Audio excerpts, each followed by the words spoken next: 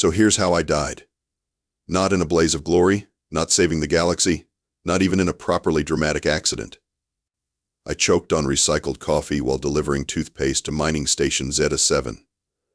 Captain Jake Morrison, cargo hauler extraordinaire, brought low by bean water that had been through the filtration system more times than a politician's promises. The irony wasn't lost on me, even as I was gasping for air in the cockpit of my freight hauler. Here I was carrying 17 tons of dental hygiene products across 3-star systems, and I couldn't even swallow my morning caffeine without screwing it up. The recycling unit had been acting up for weeks, making everything taste like it had been filtered through a gym sock. But did I fix it? Of course not. That would have required stopping at a repair station and spending money I didn't have. Death, as it turns out, gives you excellent perspective on your life's poor decisions. What really annoyed me was the timing. I had exactly 12 minutes left on my delivery schedule when the coffee decided to take a detour down my windpipe instead of my throat. 12 minutes, and I would have completed my 2,847th successful cargo run. Instead, I became a statistic in the Galactic Shipping Authority's safety reports. Cause of death, stupidity with a side of bad maintenance. The worst part? My death didn't even register as important enough for a proper investigation. The Galactic Council's bureaucratic machine processed my demise with all the enthusiasm of a DMV clerk on a Monday morning. One human cargo hauler deceased, file closed, next case please. Administrator Velk, a slug-like creature who looked like someone had crossed a garden snail with a middle manager, handled my paperwork. He slithered through the forms with practiced boredom, occasionally pausing to leave a trail of bureaucratic slime on the documents. Velk had processed the extinction of 17 species in the past month alone, so one dead human barely registered on his priority list. Another human casualty, he muttered, his voice like wet concrete being poured slowly. That makes, let me see, carry the two, approximately 7.8 billion left on their homeworld. Hardly seems worth the paperwork. Captain Zaravos, the Galactic Council's military liaison, bounced into the office with the kind of aggressive cheerfulness that made you want to check your wallet. She looked like a cross between a praying mantis and a motivational speaker, all sharp angles and fake enthusiasm. Good morning, Administrator Velk. Beautiful day for processing extinction paperwork, isn't it? She practically vibrated with excitement, as if genocide was just another item on her to-do list between yoga class and grocery shopping. Velk didn't look up from his forms. The human population continues to decline through natural causes. Industrial accidents, poor life choices, that sort of thing. At this rate, they'll eliminate themselves within a few centuries.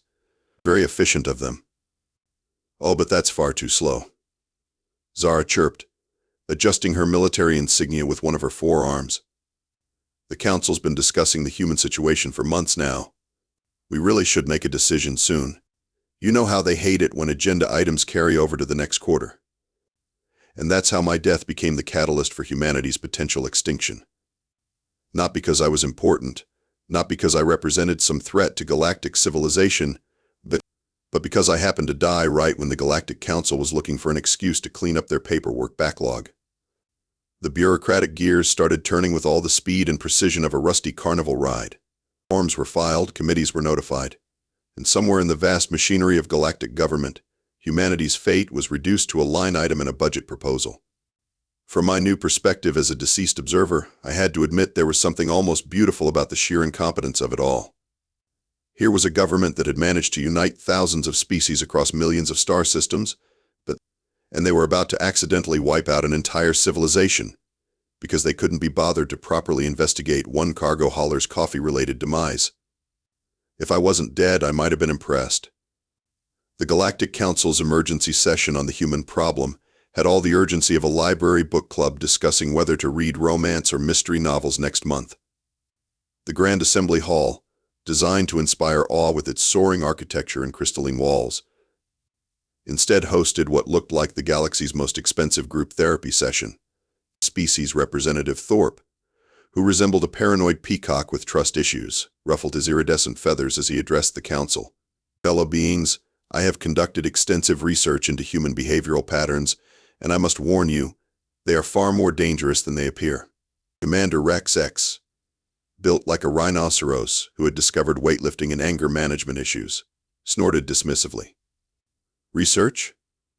You watch their entertainment broadcast for 3 hours. That hardly qualifies as intelligence gathering. 3 hours of horror. Thorpe squawked, his tail feathers spreading in distress. They create fictional scenarios where they battle monsters, survive apocalypses, and regularly defeat alien invasions. Clearly, they're preparing for war against us. The council murmured with the kind of concern usually reserved for discovering your favorite restaurant had run out of dessert. Administrator Velk slimed his way to the central podium, leaving a glistening trail that the cleaning drones would complain about later. If I may, Velk began, his voice carrying the enthusiasm of wet cardboard.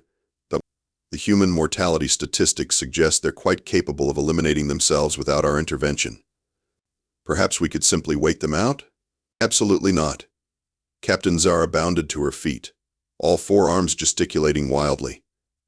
Waiting is so inefficient. Think of the paperwork we'd have to file if we just monitored them for decades. No, much better to handle this quickly and move on to more pressing matters. The debate continued with all the strategic planning of a coin flip. Representative Quell, whose species communicated through interpretive dance, performed what appeared to be either a war cry or an elaborate sneeze. The translator AI struggled to keep up, occasionally announcing things like death to all furniture or my grandmother smells of victory. That's when Gideon, the council's artificial intelligence assistant, decided to have what could charitably be called a malfunction, but what I preferred to think of as a mechanical nervous breakdown. Greetings, council members.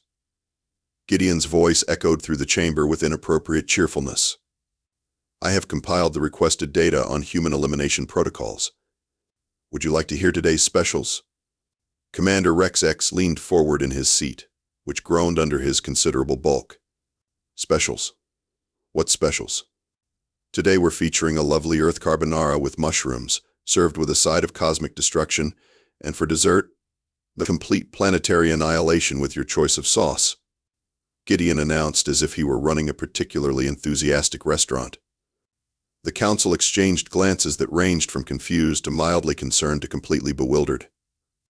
Velk slithered closer to the central console, leaving strategic slime deposits on the controls. Gideon, please display the coordinates for Earth, he requested with the patience of someone used to dealing with malfunctioning technology. Certainly. Earth can be found at our convenient location between the appetizers and main course, just past the breadsticks of doom. Would you like to add extra cheese to your galactic conquest today? Thorpe's feathers practically exploded with anxiety. The AI has been compromised. This is clearly a human cyber attack. They've infiltrated our systems. Or suggested a small voice from the back of the chamber, belonging to Junior Administrator Pip, who looked like a nervous hamster in a business suit. Gideon might have been watching cooking shows again. Remember last month when he tried to file tax returns using cake recipes?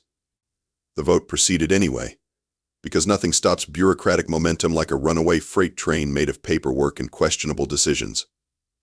The motion to eliminate humanity passed by a margin of 847 to 23, with 156 abstentions and 1 vote for pizza with extra pepperoni, which everyone assumed was another Gideon malfunction. The only problem was that Gideon's navigational database now contained more information about Italian cuisine than stellar cartography. The exact location of Earth had been replaced with detailed descriptions of pasta preparation techniques and wine pairings. So Commander Rex X rumbled, crossing his massive arms, how exactly do we destroy a planet when we don't know where it is? The council fell silent except for the gentle sound of Velk's slime trail dripping onto the floor. Captain Zara's enthusiastic smile never wavered, though her eye twitched slightly. We'll find it, she declared with the confidence of someone who had never actually had to find anything more challenging than the coffee machine. How hard could it be? It's a whole planet. From my posthumous vantage point, I had to admire the sheer audacity of their incompetence. They had just voted to commit genocide against my entire species, and now they had to ask for directions. Admiral Krax considered himself the most competent military leader in the Galactic Council's fleet, which was roughly equivalent to being the tallest person in a room full of garden gnomes. His competence had earned him command of the search and destroy mission to find Earth, along with a fleet of 37 warships and a crew that had somehow managed to get lost in their own solar system twice in the past month. status report. Krax barked from the bridge of his flagship, the GCS Inevitable Victory, a name that seemed increasingly ironic with each passing day. He looked like someone had crossed a bear with a military uniform and given the result delusions of grandeur. Sir. Lieutenant Fizz, whose species resembled nervous penguins, waddled forward with a data pad clutched in his flippers. We've been searching for Earth for 3 months now. We've discovered 17 new star systems, made first contact with 3 previously unknown civilizations, and accidentally started 2 interstellar wars. Excellent. And Earth? Still missing, sir. Gideon keeps directing us to locations that smell like garlic and oregano. Meanwhile, back on the planet they couldn't find, humanity continued its daily routine of complete obliviousness. People posted cat videos, argued about whether pineapple belonged on pizza, and generally conducted themselves with the kind of chaotic normalcy that would have terrified the Galactic Council if they'd been competent enough to observe it properly. The aliens had managed to intercept Earth's internet signals, which proved to be a mistake roughly equivalent to trying to understand human nature by reading the comments section of social media. The intelligence reports that filtered back to the Council painted a picture of a species that was either completely harmless or preparing for the most elaborate psychological warfare campaign in galactic history. Sir, Communications Officer Bleep reported during one of their weekly briefings, we've intercepted more human transmissions. They appear to be debating the aerodynamics of various Earth creatures. Admiral Kraxek studied the translated data with the intensity of a general planning a crucial battle strategy. This "can a sparrow carry a coconut" discussion appears to be of critical importance to them. Clearly, they're developing some form of avian warfare capability. The search fleet wandered through space like cosmic tourists who had lost their map and were too proud to ask for directions. They investigated planets that looked promising, only to discover civilizations that were either too primitive to be Earth or too advanced to be safely approached without an appointment scheduled 6 months in advance. On Kepler 442 billion, they encountered a species of philosophical mushrooms who spent their days contemplating the meaning of existence and their nights composing poetry about soil composition. The mushrooms were delighted to discuss the nature of life, the universe, and everything, but proved remarkably unhelpful when it came to providing directions to Earth. The Rigel system offered a civilization of highly advanced crystals who had achieved perfect mathematical harmony and transcended physical existence, which made them excellent at explaining quantum mechanics but terrible conversationalists at parties. They offered to calculate the exact probability of finding Earth, which turned out to be a 17-dimensional equation that took 6 weeks to complete and resulted in the answer maybe. Back on Earth, internet culture continued to evolve at its usual breakneck pace. Humanity had moved from debating pineapple on pizza to arguing about whether hot dogs were sandwiches. A philosophical crisis that generated more passionate discourse than most galactic peace treaties. The aliens intercepted these discussions with growing confusion and terror. Sir, reported intelligence analyst Glob, a creature that looked like sentient pudding with anxiety issues.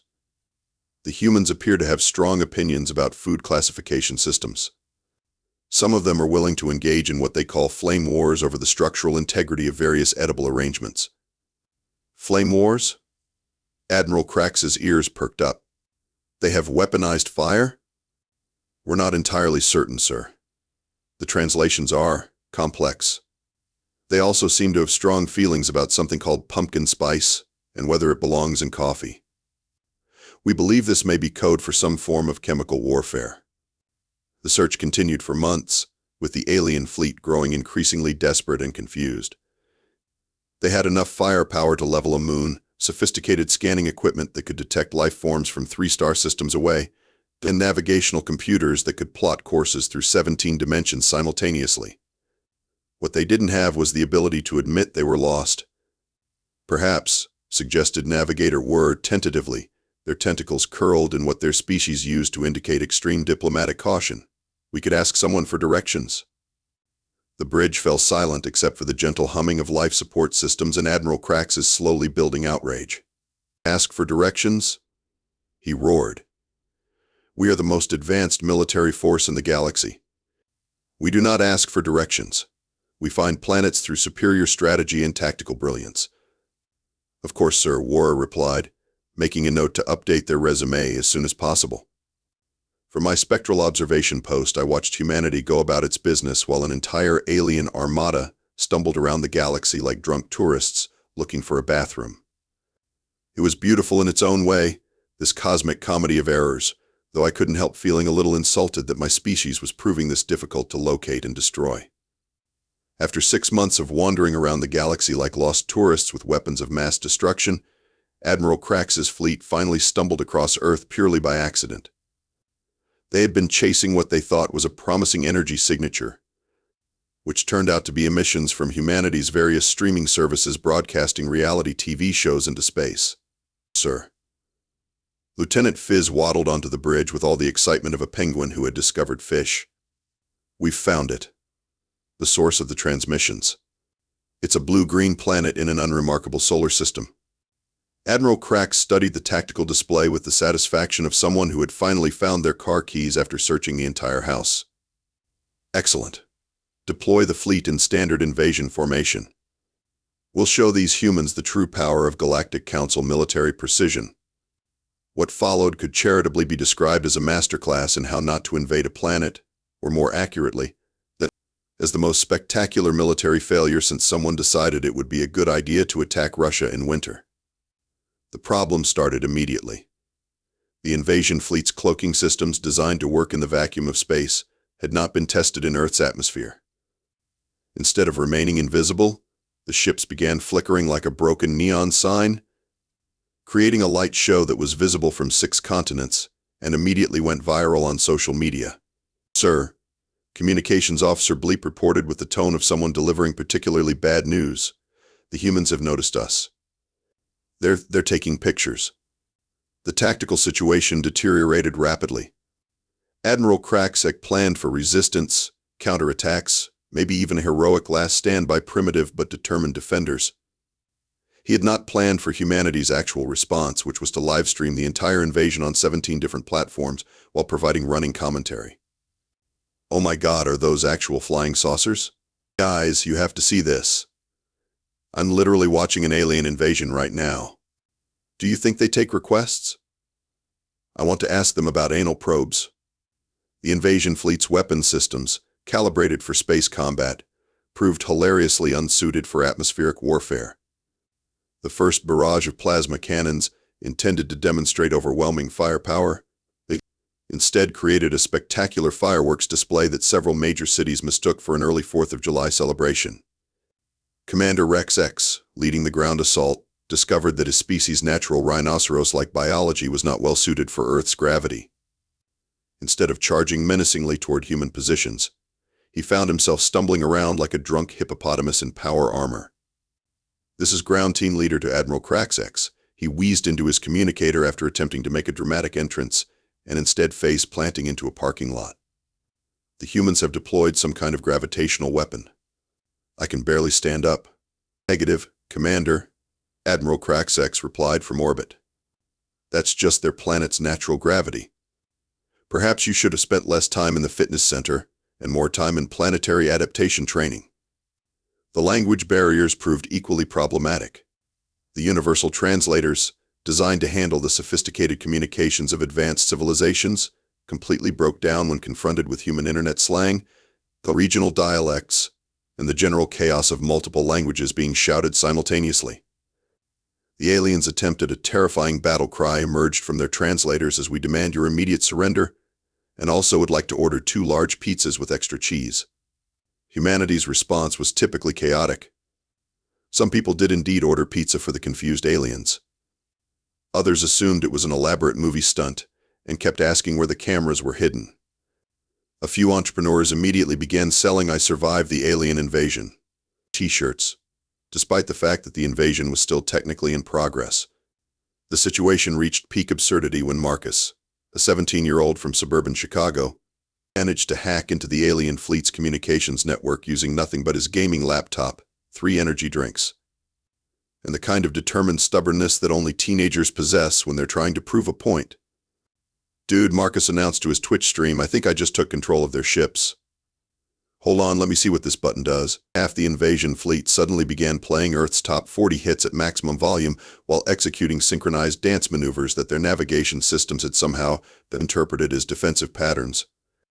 Admiral Krax watched his carefully planned invasion dissolve into chaos as his ships waltzed through Earth's atmosphere to the tune of pop music, while his ground forces stumbled around asking for pizza, and his supposedly impenetrable military network was being hacked by a teenager who kept pausing to explain his strategy to an online audience. "Sir," Lieutenant Fizz reported with the tone of someone who had given up all hope of a coherent military operation, "the humans are now offering to help our ground forces with navigation.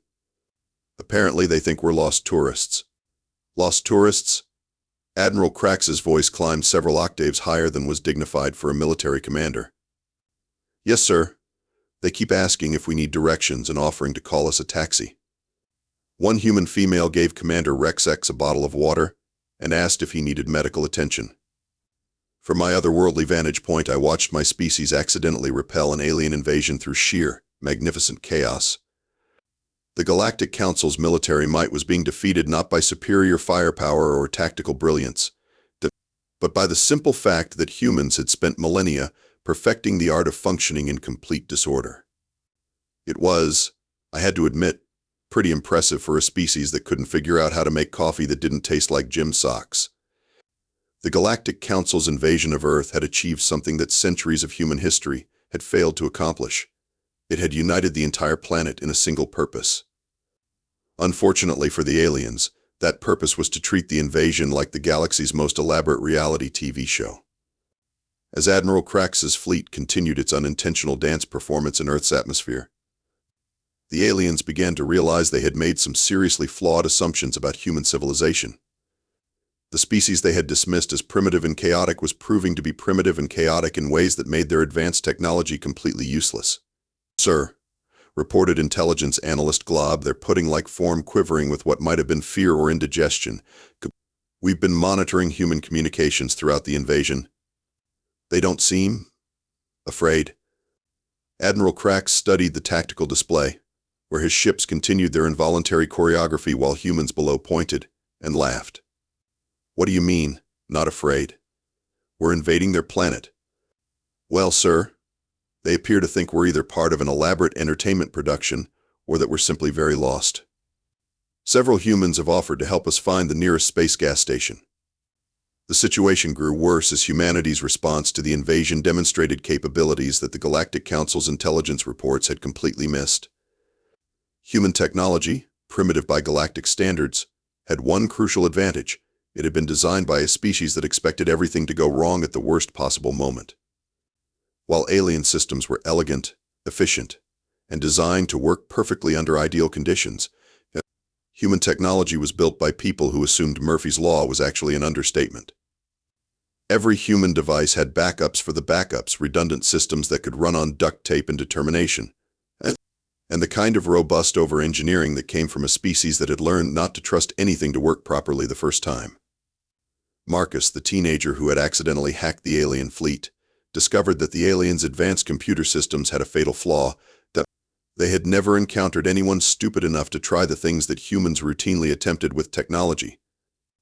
"Okay, so like their security system is really sophisticated," Marcus explained to his rapidly growing Twitch audience, "but it's designed to stop other aliens who actually know what they're doing. It has no idea how to handle someone who just clicks random buttons to see what happens." The boy proceeded to turn the invasion fleet's weapons systems into a light show that could be seen from orbit, reprogram their navigation computers to play Tetris, and somehow managed to order actual pizza using their communications array.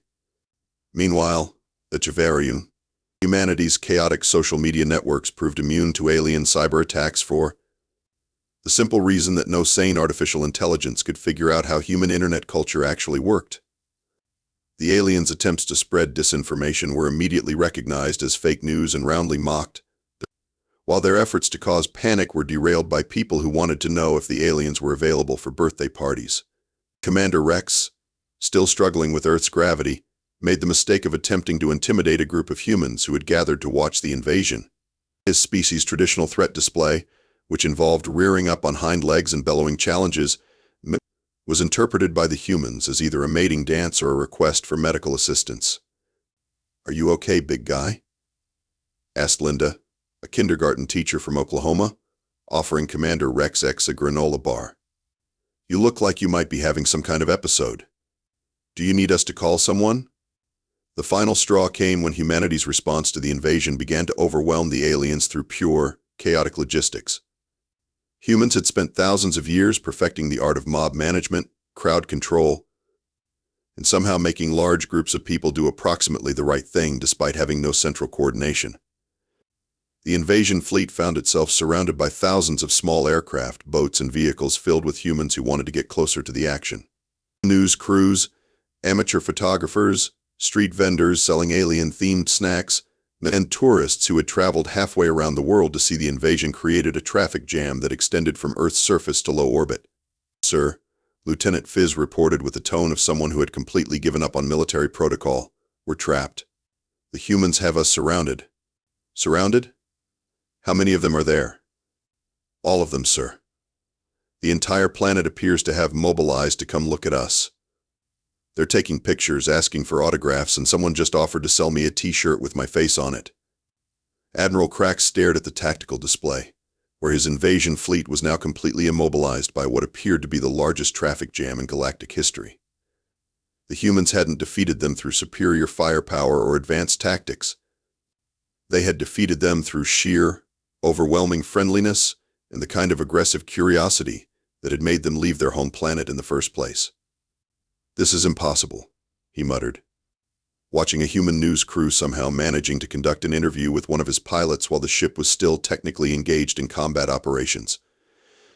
How is their primitive civilization capable of this level of coordination? From my spectral observation post, I watched my species accidentally demonstrate the one thing that made humans truly dangerous: that we were the only species in the galaxy that had learned to thrive in chaos rather than despite it. Every other civilization had achieved order, efficiency, and logical progress. Humans had achieved the ability to function when absolutely nothing was going according to plan. It was, I realized, the most human way possible to win a war, by accident, with no clear strategy, and while somehow making friends with the enemy in the process.